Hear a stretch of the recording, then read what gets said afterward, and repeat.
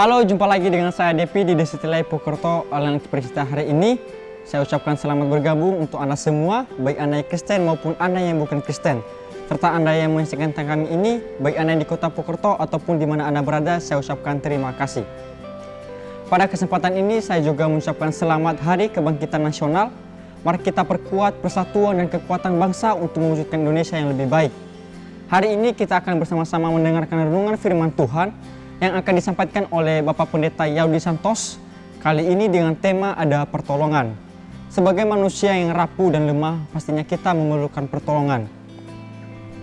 Lalu pertolongan seperti apa yang kita inginkan dan kepada siapakah kita meminta pertolongan? Apakah pertolongan itu berbentuk uang atau tindakan? Mari sebentar kita akan simak bersama-sama apa pesan firman Tuhan dengan tema ada pertolongan untuk Anda dan saya hari ini. Namun sebelumnya rekan saya Yusa dan Sel Band Purwokerto akan menyanyikan sebuah lagu untuk kita semua. Semoga tayang hari ini semoga dapat menjadi berkat dan kekuatan untuk kita semua dalam menghadapi hidup ke depan, serta kita bisa menghadapi tantangan yang ada di depan kita dengan penuh pengharapan dan kekuatan daripada Tuhan. Mari kita akan segera bergabung di online experience kita hari ini, dan untuk informasi tayang khotbah dan pujian hari ini adalah rekaman ibadah minggu lalu. Jadi teman-teman semua jangan kemana-mana dulu ya, tetap stay di channel ini. Tuhan memberkati kita semua. Diberkatilah orang yang mengandalkan Tuhan dan selalu menaruh harapannya hanya kepada Tuhan. Sebuah lagu kami perkenalkan kepada Bapak Ibu Saudara semua sebagai penghantar kita untuk pemberitaan firman Tuhan pada pagi hari ini. Judulnya Bukan Dengan Kuatku. Kiranya boleh menjadi berkat untuk kita semua.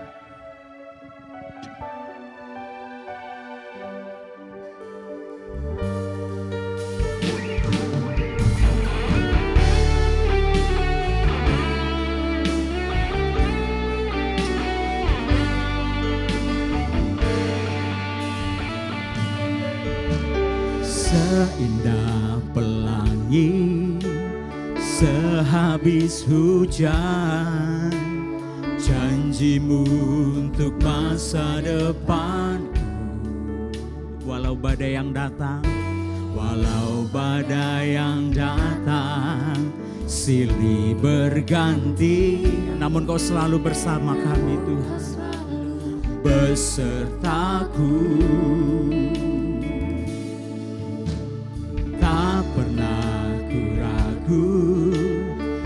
Kasih-Mu Tuhan, kasih-Mu selalu indah Tuhan. Terima kasih. Takkan Kau kecewakan yang berharap padamu. Ku sembah Kau Yesus Tuhan.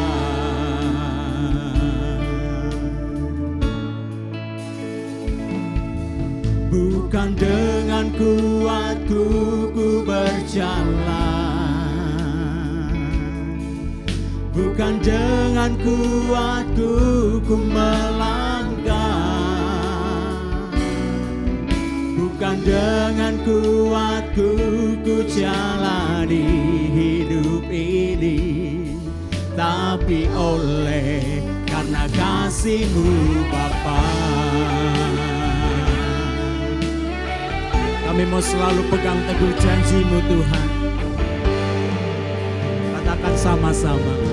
Seindah pelangi sehabis hujan, janji-Mu untuk masa depanku. Walau badai yang datang silih berganti, silih berganti, namun Kau selalu besertaku. Tak ku ragu,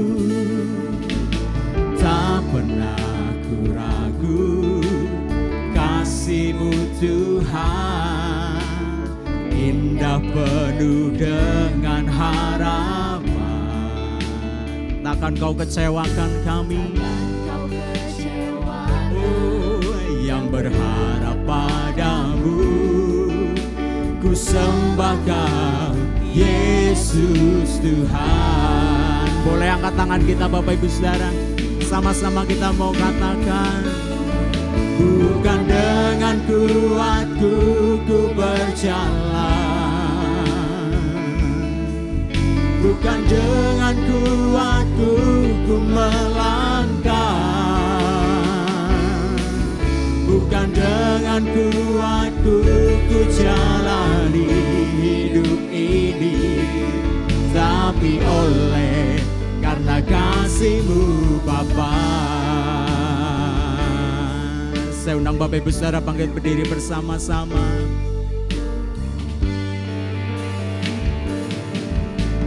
Tak pernah ku ragu kasih-Mu Tuhan, indah penuh dengan harapan. Takkan Kau kecewakan kami, takkan Kau kecewakan yang berharap padamu. Ku sembah Kau. Bersama-sama angkat tangan kita, dengan iman katakan, bukan dengan kuatku ku berjalan, bukan dengan kuatku ku melangkah, bukan dengan kuatku ku jalani hidup ini, tapi oleh karena kasih-Mu Bapa. Bukan dengan kuatku ku berjalan, bukan dengan kuatku ku melangkah,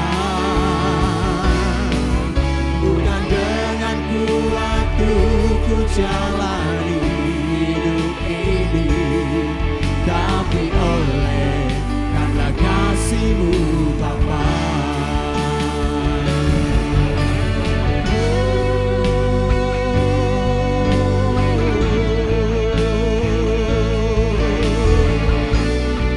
Engkaulah kekuatan hidup kami, Tuhan.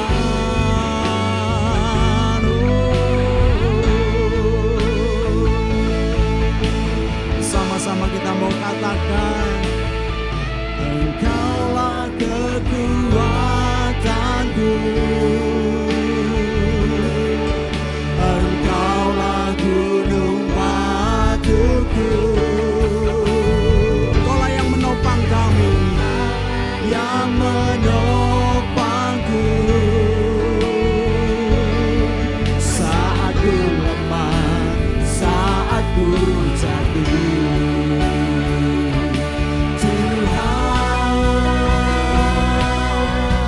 Bukan dengan kuatku ku berjalan, bukan dengan kuatku ku melangkah, bukan dengan kuatku ku jalani hidup ini, tapi oleh karena kasih. Sekali lagi angkat tangan kita katakan, bukan dengan kuatku ku berjalan, kami percaya akan kasih-Mu.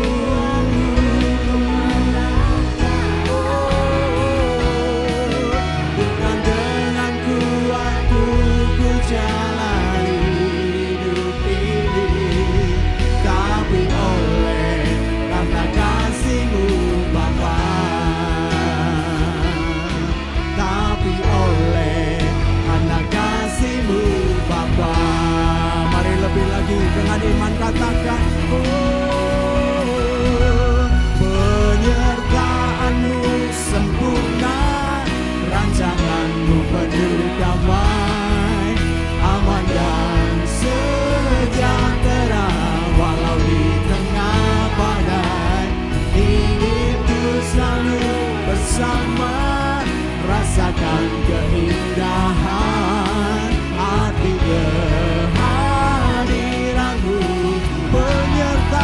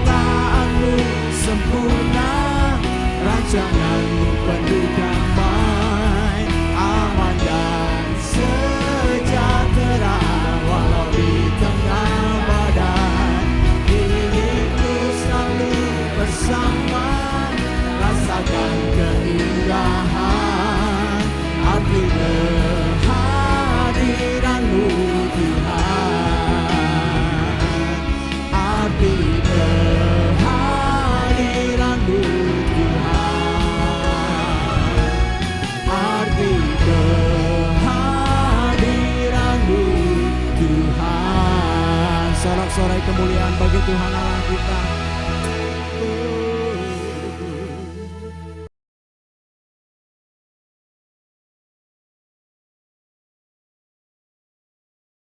Selamat sore Bapak Ibu.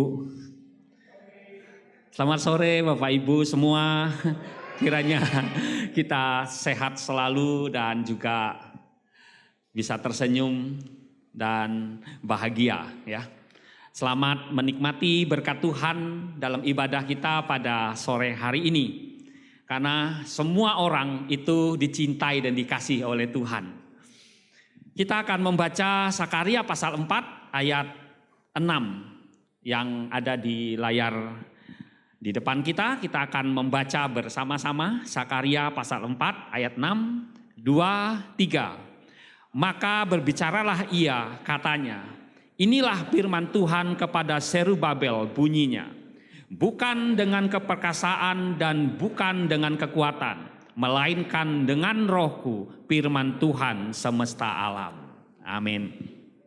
Nah Bapak Ibu, teks Sakaria ini itu menegaskan bahwa kekuatan dalam menyelesaikan tugas Tuhan itu bukan berasal dari kemampuan manusia atau kekuatan politik, tetapi dari kekuatan Roh Kudus.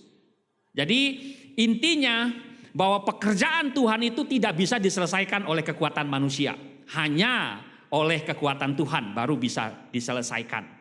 Nah, pesan ini sebetulnya disampaikan kepada Zerubabel yang baru saja pulang dari pembuangan untuk membangun kembali bait suci di Yerusalem. Nah, di pembuangan identitas bangsa Yahudi juga agama Yahudi itu hancur karena mereka di pembuangan. Nah, kemudian mereka setelah pulang dari pembuangan mereka akan membangun identitas bangsa mereka, juga agama mereka dengan simbol membangun bait suci di Yerusalem.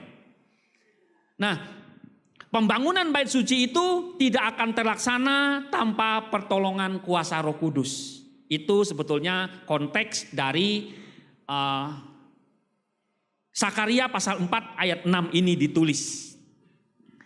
Nah, Bapak Ibu, ada dua orang atlet, yang satu namanya Katie Sport dan yang satu lagi namanya Laura Decker. Nah, kedua orang ini adalah sama-sama atlet yang bertahan mengarungi laut atau samudra. Nah, kedua orang ini adalah sama-sama atlet yang bertahan untuk menyeberangi laut dengan seorang diri. Keduanya memiliki perahu dan keduanya menjadi berita utama saat mereka melakukan perjalanan solo atau seorang diri mengarungi laut. Nah, Katie itu melintasi samudera Atlantik dan Laura mengelilingi dunia. Perbedaannya Bapak Ibu, Katie mendayung dari Afrika ke Amerika sejauh 2.807 mil. Kalau di konversi ke kilometer nanti Bapak Ibu hitung saja, 2.807 kali kurang lebih 1.500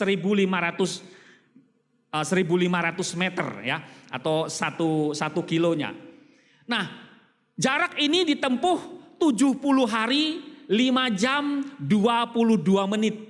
Jadi kalau Bapak Ibu nggak percaya silakan nanti Google ya, bener nggak 70 hari 5 jam 22 menit. Nah, saran saya sih Bapak Ibu dengar saja dan percaya saja ya. Nah, jadi panjang perahunya kurang lebih 5,8 meter dan dia juga menghadapi badai setinggi 15 meter. Ia mendayung 8 sampai 10 jam per hari sampai tangannya itu bengkak atau sakit dan keras. Kalau orang Jawa bilang tuh kapalan ya. Jadi karena kerjanya keras, tangannya tuh jadi juga keras. Ya. Nah, Laura Decker berbeda dengan Katie Sport. Laura dia memanfaatkan kekuatan angin. Kemudian perahunya diberi nama Guppy dengan 2 layar tingginya 12 meter. Nah, tahun 2012 ia orang termuda yang mengelilingi dunia seorang diri. Dia hebat ya, dia seorang muda yang mengelilingi dunia seorang diri. Sebetulnya pemerintah Belanda pada waktu itu agak menentang misinya ini, tapi dia tetap punya pendirian dan ternyata dia berhasil mengelilingi dunia selama 17 bulan atau 1 tahun 5 bulan. Nah, jadi Bapak Ibu, kita semua dalam hidup ini kita menghadapi badai hidup. Katie Spot dan Laura itu juga dalam mengarungi laut ini mereka sama-sama menghadapi badai hidup. Jadi kita semua memang menghadapi badai hidup dan kita memerlukan pertolongan Tuhan. Jadi Bapak Ibu, berita baiknya Tuhan selalu ada dan bisa memberi pertolongan dalam setiap situasi dalam kehidupan ini. Kita semua tidak sepi dari masalah, ya. Kita semua menghadapi badai hidup. Almarhum Pendeta Filipus pernah berkata demikian. Hidup ini tidak sepi dari masalah. Orang matilah yang tidak memiliki masalah. Jadi selama kita hidup tidak pernah sepi dari masalah. Selalu aja pasti ada masalahnya, silih berganti dan ramai berturut-turut ya mendatangi kita semua. Nah, kalau nggak mau punya masalah katanya sih ya mati saja. Tapi Bapak Ibu jangan mati dulu sebelum menikah, sebelum apalagi dan lain sebagainya ya. Jadi nikmati hidup ini ya. Lebih baik menghadapi hidup ini walaupun punya masalah tapi kita disertai oleh Tuhan ya. Nah, kita juga menghadapi berbagai persoalan, ramainya masalah ini dengan menghadapi anak yang keras kepala, biaya sekolah anak yang mahal, biaya lesnya lagi, orang tua yang ditaktor, ya istri yang suka ngambek. Ya. Nah mungkin ya kalau mungkin bukan saya Pak Doni kali yang ngalami. Ya. Nah, kemudian menghadapi emosi dan pelitnya sang suami yang egois. Ya. Nah mungkin juga banyak ibu-ibu yang jadi korbannya Bapak Ibu ya. Nah tapi jangan-jangan mungkin ini tuh yang di depan tuh contohnya. Ya nggak apa-apa Bapak Ibu ya. Kemudian kita juga menghadapi badai hidup ini dengan banyaknya penyakit yang kita hadapi tapi juga belum kunjung sembuh ya. Ekonomi kita yang lesu atau partner yang selama ini kita incar-incar kok malah lari ya. Ya harusnya kita dapat terus saja bertahan dalam kesendirian ya, tapi Tuhan akan menolong kita untuk mendapat yang terbaik. Nah, Bapak Ibu, menjadi dosen di STT Soteria saya juga menghadapi badai ya. Jadi jadi dosen itu bukan melewati badai tapi justru menghadapi badai. Karena setiap dosen itu harus upgrade diri, ya. Harus juga pintar, harus punya hati yang baik, juga punya tangan yang terampil. Jadi dosen di STT Soteria itu harus pengetahuannya harus meningkat, juga pintar, cerdas, jiwa dan hatinya itu harus semangat, perilakunya harus baik dan bijak serta bertanggung jawab, dan tangannya juga harus rajin, semangat, dan semua bisa mengerjakan apa saja bisa dikerjakan ya. Baik kita yang mulai dari mungut sampah bahkan apapun kita bisa melakukannya ya. Sampai khotbah kita juga bisa ya. Jadi memang luar biasa di STT Soteria karena memang diajar mulai dari melakukan hal yang kecil baru bisa melakukan hal yang besar. Itu yang dilakukan di STT Soteria. Nah, badai hidup itu semakin bertambah saat saya menempuh pendidikan lagi, ya. Saya pikir sudah selesai. Kemarin waktu dulu S2 sudah selesai nih perjuangannya. Ternyata badai ini juga bertambah terus, ya. Nah, waktu bayar pendaftaran sih, ya cuma 1 juta sih masih oke-oke saja ini. Namun badai ini semakin besar dan rasanya memang saya bukan ingin tenggelam dan memang hampir tenggelam Bapak Ibu ya. Karena bayar uang semesternya ternyata 12 juta. Ya, waduh. Ini gelombang yang besar ya, bukan hanya menimpa depan, belakang, tapi ya dari atas, dari bawah nggak tahu saya udah kemana-mana. Ya. Tapi syukur pertolongan Tuhan ya. Ada pertolongan Tuhan. Ternyata saya sudah bisa melewati 2 semester. Ya, walaupun bayarnya nyicil Bapak Ibu. Nah kita lihat meskipun kita melewati badai dalam hidup ini, ada pertolongan Tuhan dalam hidup kita. Itulah tema khotbah saya pada sore hari ini dalam menghadapi badai. Ada pertolongan Tuhan. Memang rasanya dalam hidup ini kita tuh seperti tertimpa tangga. Orang bilang ya, terus digigit anjing, anjingnya anjing gila lagi. Ya.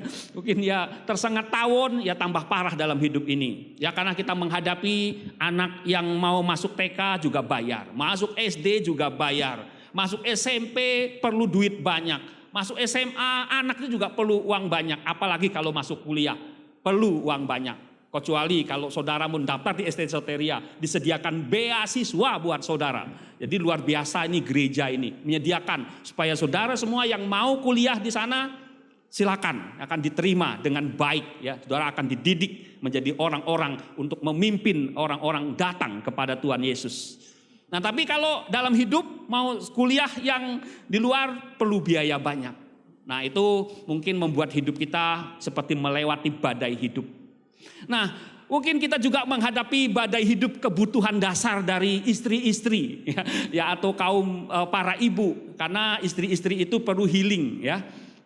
Perlu healing, perlu cuci mata, cuci otak, cuci mulut, cuci perut dan sebagainya ya. Istri-istri itu memang perlu hiburan dan liburan Bapak Ibu. Karena menjalani hidup ini kan perlu badan yang sehat, perlu jiwa yang sehat, perlu perasaan yang sehat. Nah, healing itu biasanya menyehatkan badan, menyehatkan jiwa, juga menyehatkan perasaan. Kemudian kalau istrinya bahagia, senang dalam rumah tangga, maka pernikahan atau rumah tangga itu akan terasa aman, terasa enak dan baik.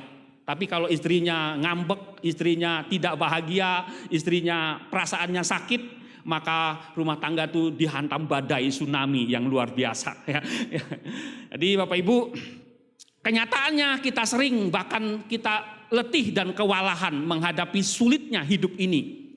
Sulit menghadapi berbagai persoalan anak kita yang tadi tidak nurut, atau menantu atau mertua kita yang tidak sesuai dengan kehidupan kita. Ini membuat hidup kita menjadi goyah dan rasanya sulit menghadapi hidup ini. Tetapi saat kita sudah bekerja keras, mungkin kita banting tulang dan pekerjaan kita belum kunjung membaik. Kita mendayung sangat keras, tetapi badai itu juga tetap ada. Nah, hari ini Bapak Ibu kita belajar dari kisah seorang tokoh yang bernama Nikodemus.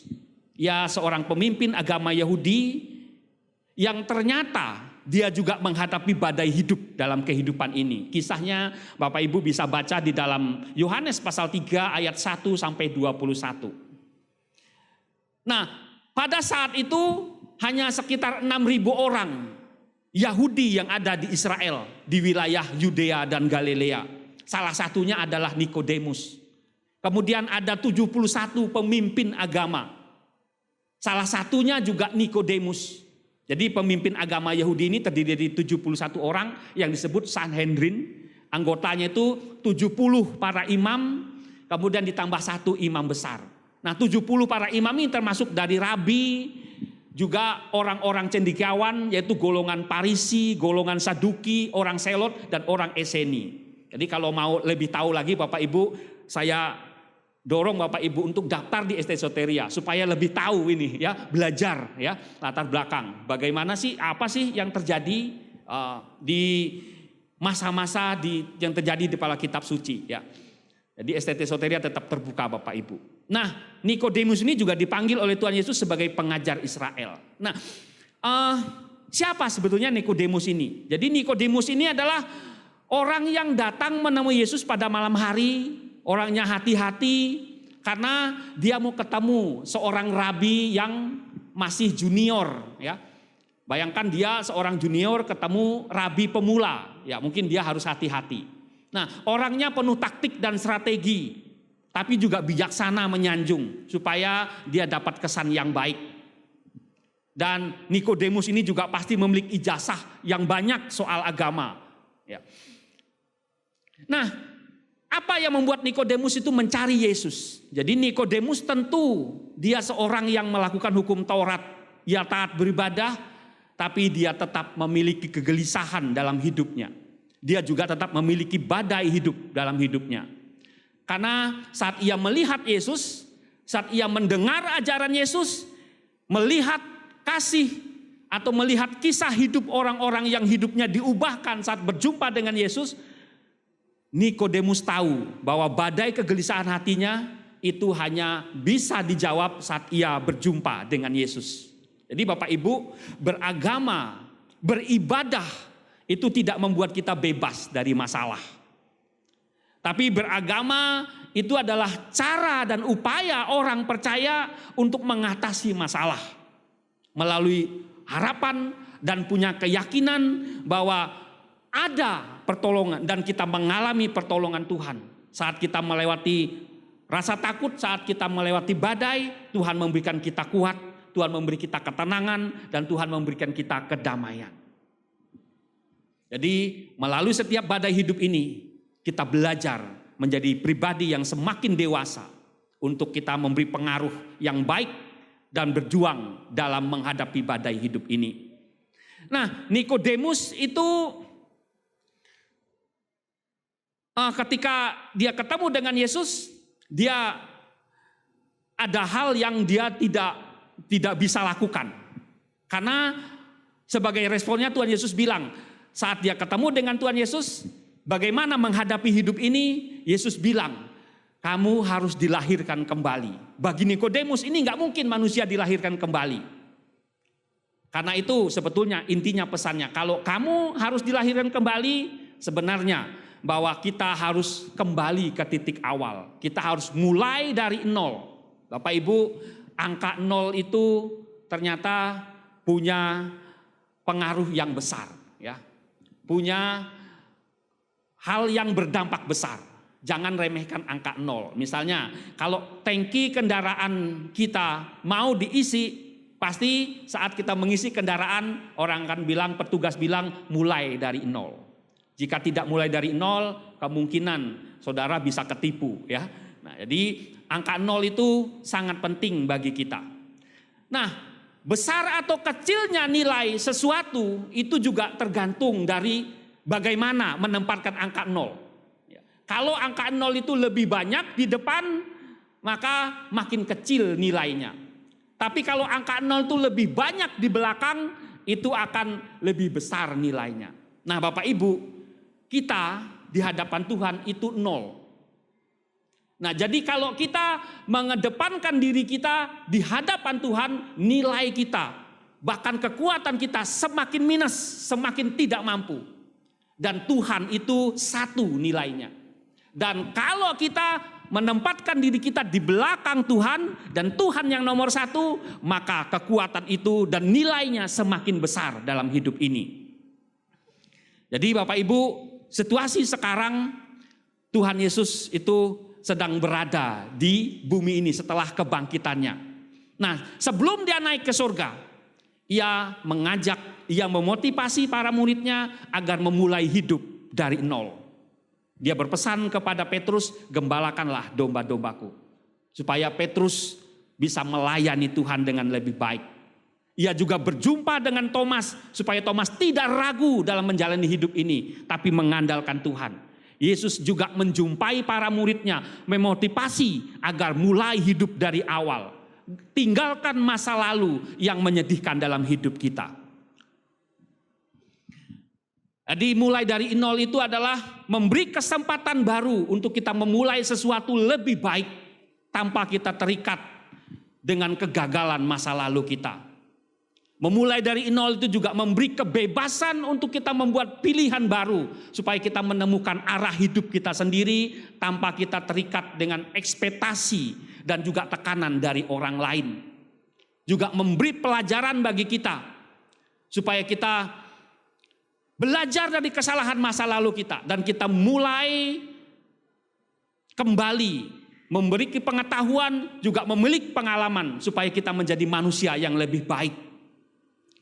Jadi Bapak Ibu, saya mulai pertualangan saya di STT Soteria ini atau di Purwokerto ini mulai dari nol, ya. Saya dari Kalimantan Barat, ya. Mudah-mudahan nanti beberapa saat lagi saya juga bisa kembali ke sana, ya, untuk melihat situasi di sana. Tapi intinya saya datang ke Purwokerto ini mulai dari nol. Saya pergi ke Jawa, pergi ke Purwokerto tanpa modal. Hanya cukup uang untuk beli tiket untuk perginya saja. Tidak ada saudara kandung, tidak ada keluarga dekat, yang ada hanya saudara dalam Tuhan, yaitu Bapak Ibu Gembala dan juga anggota jemaat Purwokerto. Nah, tanpa saya mulai dan pergi serta berjuang dan bertahan belajar, maka saya tidak akan menjadi santos seperti hari ini. Ya. Nah, saya ingin menceritakan pengalaman ini agar memberi motivasi dan menginspirasi calon mahasiswa baru. Karena ada yang baru datang, tapi juga sudah ada yang mendaftar untuk pulang. Ya, jadi saya ingatkan, kalau yang sudah datang di Esteria, pantang pulang sebelum berhasil. Ya, jadi Anda di sini untuk dididik, untuk belajar, untuk melayani Tuhan. Ya. Sebab kalau kita pulang gagal itu menyedihkan, tapi kalau pulang bawa hasil dan berhasil itu menyenangkan. Ya. Jadi saya tuh kalau pulang ke Kalimantan, saya itu senang sekali ya. Karena dulunya nggak apa-apa, masih kecil, dan ketika sekarang saya di Bogoto kalau saya pulang, dulu nggak punya istri, kalau pulang bawa istri, ya kan. Nah dulu istrinya masih kecil, sekarang sudah besar, ya kan. Wah jadi bangga saya memamerkan ya kepada keluarga saya di sana ya. Jangan berpikir macam-macam Bapak Ibu ya. Nanti saya berantem ya, jangan ya. Kemudian dulu belum punya anak, kalau pulang bawa anak saya 2 ke Kalimantan, wah itu menyenangkan, ya kan. Nah, jadi saya kalau pulang itu pulang membawa hasil. Karena itu saya mengajak kepada calon mahasiswa yang sudah datang, pantang pulang sebelum berhasil. Jadi Bapak Ibu, dalam hidup ini kita perlu membuang masa lalu kita. Jangan membawa beban masa lalu kita, tapi tinggalkan masa lalu dan kita fokus ke depan. Nah, bagaimana Tuhan menolong kita melewati badai hidup? Yang pertama Bapak Ibu, saat kita sadar kita tidak mampu, Roh Kudus yang memampukan kita. Jadi saat kita sadar bahwa kita tidak mampu, maka Roh Kudus memampukan kita. Saat Nikodemus mendengar bahwa kamu harus dilahirkan kembali, memang ia tahu bahwa manusia itu tidak dapat melakukan sesuatu tanpa Tuhan menolongnya. Manusia tidak akan bisa melihat kerajaan Allah kalau dia tidak ditolong oleh Tuhan. Jadi sebenarnya Nikodemus itu terobsesi apa yang bisa dan tidak bisa dilakukan oleh seseorang. Dan kita semua ternyata diwakili oleh Nikodemus, bahwa kita semua dan usaha manusia, keberanian manusia tidak akan mungkin tercapai tanpa pertolongan Tuhan. Jadi bagi Nikodemus untuk memperoleh surga atau hidup kekal itu harus dipoles dengan kerja keras. Kalau nggak kerja keras tidak akan mungkin bisa masuk dalam kerajaan surga. Sebetulnya menurut Nikodemus bahwa semakin keras, semakin baik dan semakin banyak usaha yang dilakukan dan semakin rohani seseorang, maka semakin yakin dan memiliki kepastian masuk surga. Itu menurut Nikodemus. Jadi Bapak Ibu, kalau orang yang gagal, orang yang santai, orang yang nganggur, apalagi orang yang malas, itu menurut Nikodemus itu sulit masuk surga. Orang yang pelit, orang yang nggak suka ke gereja, itu sulit melihat kerajaan Allah. Itu menurut Nikodemus. Ya. Nah, memang kita tidak bisa melakukan ini, tapi pertolongan Tuhan itu memberikan kita kemampuan untuk kita bisa masuk dalam kerajaan Allah. Karena memang secara manusia kita tidak bisa dilahirkan oleh roh, tapi dengan roh Tuhan yang membantu kita, kita dapat dilahirkan oleh roh. Kita dapat mengenal pergerakan Tuhan. Jadi Bapak Ibu aplikasinya, saat kita sadar bahwa kita tidak mampu, maka Roh Kudus yang memberi kita kemampuan. Sebagai manusia biasa, memang banyak hal yang tidak bisa kita lakukan, tetapi Tuhan bisa menolong kita.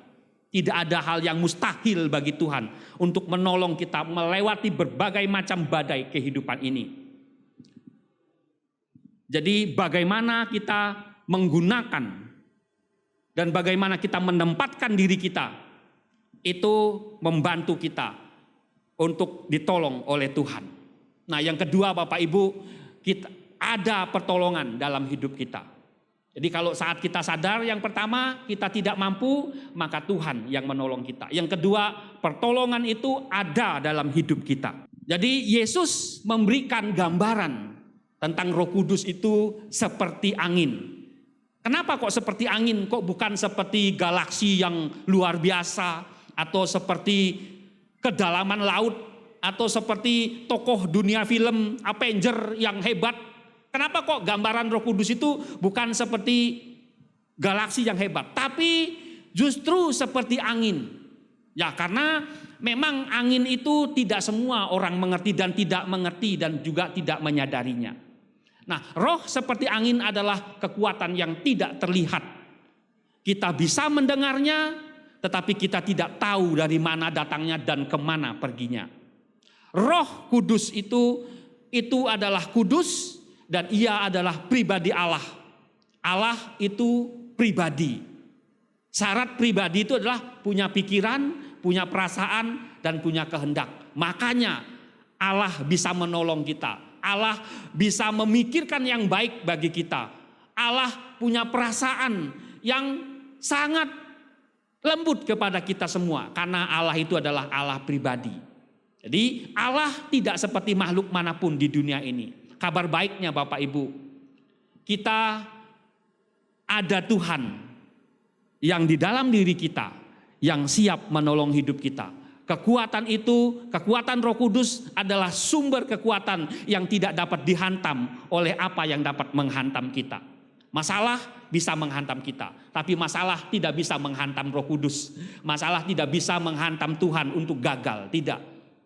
Mungkin kita bisa gagal karena dihantam oleh masalah, tapi kita punya sumber yang ada di dalam diri kita untuk kita mampu menghadapi hantaman masalah dalam hidup kita. Dan Roh Kudus yang ada dalam diri kita, ia tidak terganggu oleh apa yang bisa mengganggu kita. Tuhan yang menyiapkan pertolongan dalam diri kita juga tidak terikat oleh apa yang bisa mengikat kita. Roh tidak tunduk pada cuaca, tidak tunduk pada tubuh kita yang menua, tidak tunduk pada penyakit, tidak tunduk pada hal yang sulit dan sebagainya. Tidak tunduk kepada kesulitan ekonomi kita, dan Tuhan siap menolong dan mampu menolong hidup kita. Roh itu yang ada dalam diri kita juga tidak pernah takut dan tidak pernah khawatir. Dia siap menolong kita. Roh Kudus bertiup kemanapun yang ia inginkan. Artinya Tuhan tidak bisa dibendung kuasanya. Ia bisa menolong kita kapan saja dan bagaimanapun. Ia siap menolong kita. Roh Kudus itu dapat memaksimalkan kekuatan yang ada dalam hidup kita. Sama seperti roda atau ban roda kendaraan Bapak Ibu. Saat roda kendaraan Bapak Ibu diisi oleh angin, maka roda itu dapat menanggung beban roda yang begitu berat atau kendaraan begitu berat dan menghantarkan kendaraan itu untuk sampai kepada tujuan. Nah, ilustrasi ini Bapak Ibu melalui Roh Kudus yang ada dalam diri kita, sumber kekuatan itu sendiri. Dia akan memberikan kita kekuatan juga kemampuan untuk kita mampu menghadapi terpaan badai yang begitu keras. Jadi Roh Kudus bisa meruntuhkan tembok-tembok prasangka dan menaklukkan hati yang paling keras.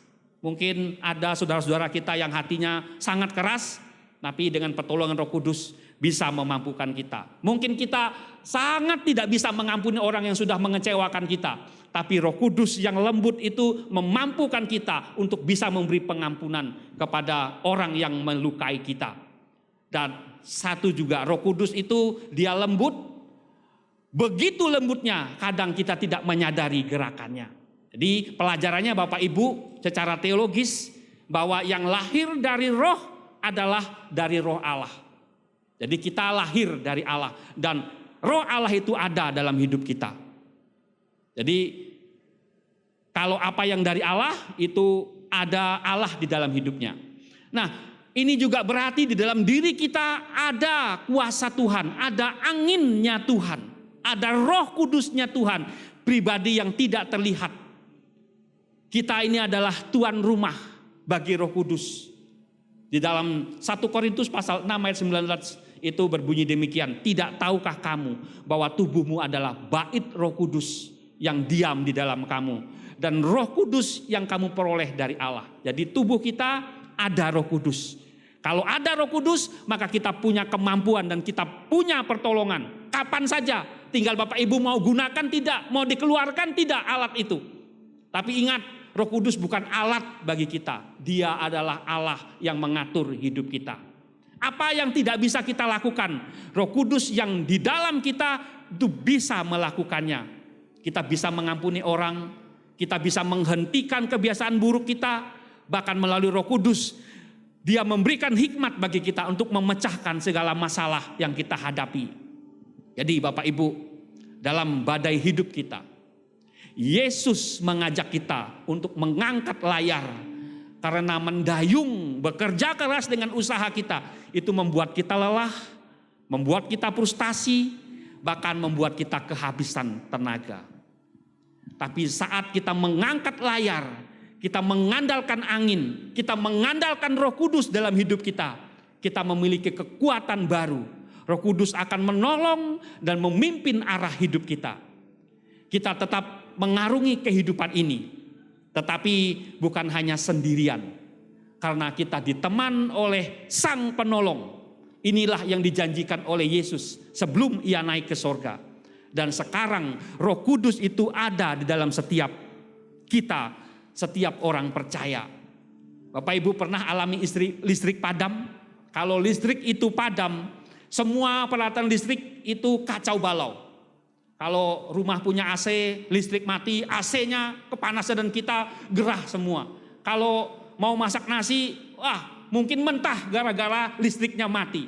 Mau mana sayur juga nggak bisa. Mau mandi, karena listrik mati nggak bisa mandi, karena pompa airnya tidak bisa nyala. Tapi begitu ada daya listrik kepada semua peralatan listrik rumah tangga kita, peralatan itu menjadi berfungsi dengan baik dan memudahkan hidup kita. Yang tadi hidupnya gerah, yang tadi kacau, begitu ada daya listrik yang menggerakkan semua alat-alat ini, itu memudahkan untuk kita memakainya dengan lebih baik. Demikian juga tanpa Roh Kudus, hidup kita mungkin kacau, susah berjuang menghadapi hidup ini. Tapi ketika kuasa Roh Kudus itu bekerja dalam diri kita, kita melihat bahwa daya itu memberi kemampuan mengangkat kita semua untuk kita boleh menghadapi badai hidup ini. Ada pertolongan Tuhan dalam hidup kita melalui Roh Kudus yang ada dalam hidup kita, menopang kita. Yes, ya, di dalam hidup kita itu ada pertolongan. Tuhan Yesus memberkati kita. Amin. Mari Bapak Ibu kita bangkit berdiri, kita angkat pujian arti kehadiran. Bahwa kehadiran Tuhan siap menolong hidup kita. Jamu tak terselami oleh setiap hati kami, namun satu hal ku percaya, ada rencana yang indah, tiada terduga kasih-Mu, heran dan besar bagiku, arti kehadiran-Mu selalu nyata di dalam hidupku. Penyertaan-Mu sempurna, rancangan-Mu penuh damai, aman dan sejahtera walau di tengah badai. Ingin ku selalu bersama, rasakan keindahan arti kehadiran-Mu Tuhan. Penyertaan-Mu sempurna, rancangan-Mu penuh damai, aman dan sejahtera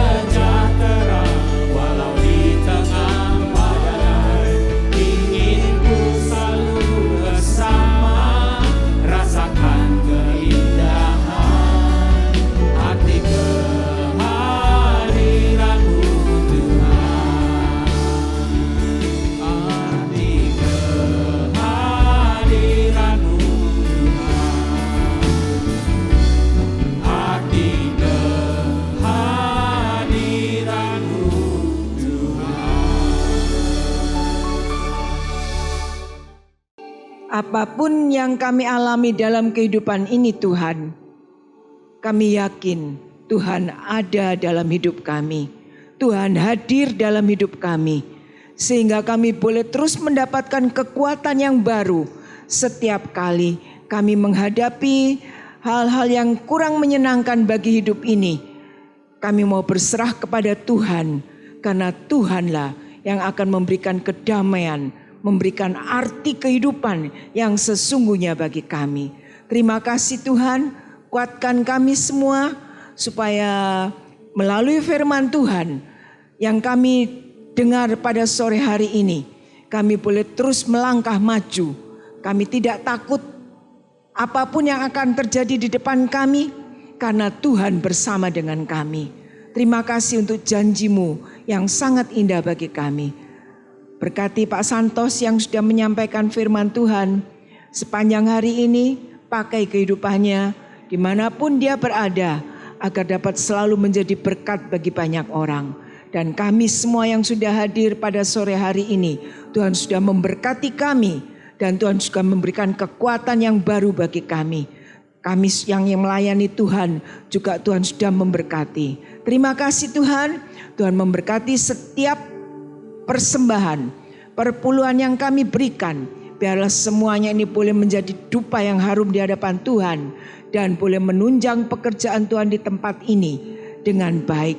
Kalau sebentar kami akan kembali ke rumah kami masing-masing, kiranya berkat dari Allah Bapa, Allah Anak dan Allah Roh Kudus, berkat-berkat jasmani, berkat rohani akan memenuhi kehidupan kami masing-masing, keluarga kami, anak-anak kami semuanya dicukupkan oleh Tuhan, sehingga kami tidak perlu mengalami kekurangan dalam hidup ini.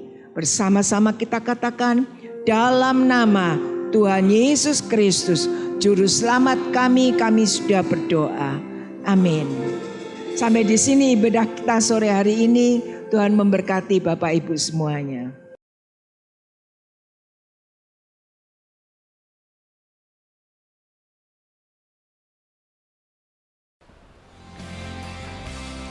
Sebagai manusia biasa, kita memerlukan bantuan dan pertolongan dari Tuhan. Karena Tuhan adalah sumber dari segala yang kita butuhkan. Jadi, marilah kita terus-menerus meminta pertolongan dari Tuhan, karena Tuhan selalu ada dan bisa memberi pertolongan dalam situasi kehidupan. Teman-teman semua, sampai di sini online experience kita hari ini. Semoga Anda semua mendapatkan berkat dan kekuatan dari tangan kami hari ini. Saya juga ucapkan terima kasih untuk Pak Pendeta Yodi Santos untuk pesan firman Tuhannya. Semoga kita makin bersemangat dan kuat dalam menjalani hidup yang penuh dengan pengharapan ini. Dan kepada TCL Band serta volunteer TCL Pokerto, Anda semua luar biasa dan salam kompak selalu. Untuk kita semua serta kepada Anda yang telah menyaksikan tayangan kami ini, saya ucapkan terima kasih. Saya juga ucapkan terima kasih untuk Bapak Ibu dan teman-teman semua yang telah setia dan antusias dalam memberi persembahan. Anda semua luar biasa, sehingga program TCL Pokerto bisa berjalan dengan baik dan bisa menjadi reflektor terang Tuhan di kota Pokerto. Kiranya Tuhan memberkati dan memberi kemudahan untuk segala usaha pekerjaan Bapak Ibu semua. Selanjutnya untuk Bapak Ibu yang akan memberikan persembahan, baik persembahan rutin maupun persembahan perpuluhan, bisa langsung ke kota persembahan yang ada di gereja, atau Bapak Ibu bisa langsung mentransfer ke rekening gereja yang tertera di layar Anda.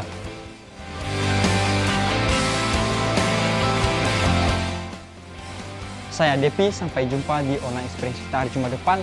Tuhan Yesus memberkati kita semua.